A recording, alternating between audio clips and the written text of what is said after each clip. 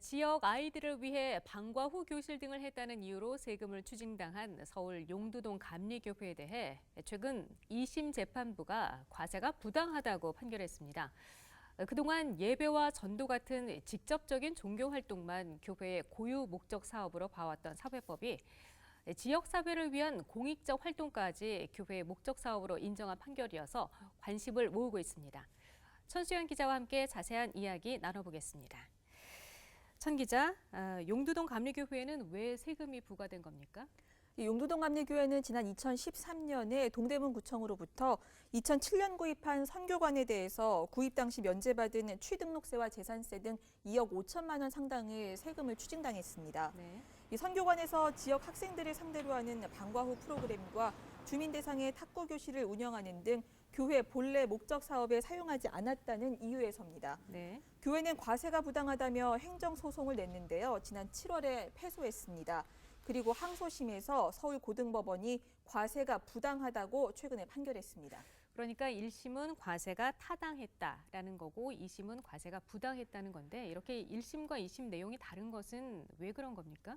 이 세법은 교회가 고유 목적 사업에 그 소유 부동산을 사용할 경우에 각종 세금을 면제해주고 있습니다. 그런데 2심 판결과 1심 판결이 달랐던 것은 이 고유 목적 사업에 대한 재판부의 해석이 서로 달랐기 때문입니다. 네. 1심 재판부는 그간 여러 경우와 마찬가지로 교회의 고유 활동을 예배와 포교와 같은 직접적인 종교 행위 등으로 제한한 반면에 2심 재판부는 지역사회를 위한 공익적인 활동도 교회의 고유 목적 사업으로 인정한 겁니다. 그렇군요. 이 서울고등법원 제1행정부는 판결문에서 교회의 정관과 규약에 사회봉사, 복지사업 이런 것들을 목적 사업으로 규정하고 있다는 점을 지적하면서 선교관을 방과 후 수업 등에 사용한 건 당연히 지역사회 복지에 기여하는 공익적인 봉사활동이라고 인정했습니다. 네. 그러면서 이 같은 활동이 종교단체의 일반적인 사회적 기능에 포함된다고 판시했습니다. 네. 종교단체가 적극적으로 사회에 좀 기여하는 쪽도 종교단체 역할 중에서 좀 필요한 부분이라는 걸 좀 인식해 주신 것 같습니다. 교회라든지 기타 단체들이 공익적인 역할을 하지 않으면 사실은 이 비과세의 그 근거 자체가 좀 무너지거든요.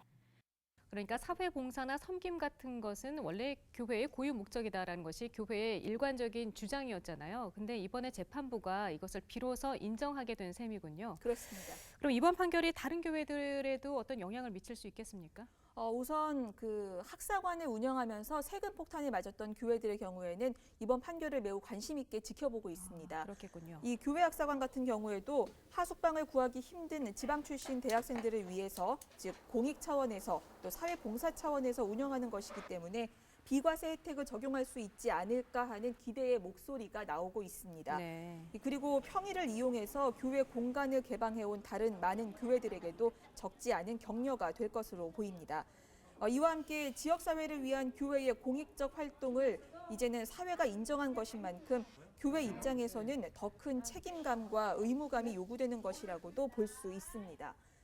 과세 당국이 이번 2심으로 끝낼지 아니면 상고할지 여부에 따라서 대법원의 판결까지 좀 지켜봐야 합니다만 네. 대법에서 이번 2심 판결을 확정한다면 교회는 그 활동에 있어서 보다 폭넓은 어떤 면세 혜택을 받는 동시에 공익성이라는 사회적 기능을 다시 스스로 재점검하는 그런 과제도 안게 된다고 볼 수 있습니다. 네, 천수연 기자 잘 들었습니다.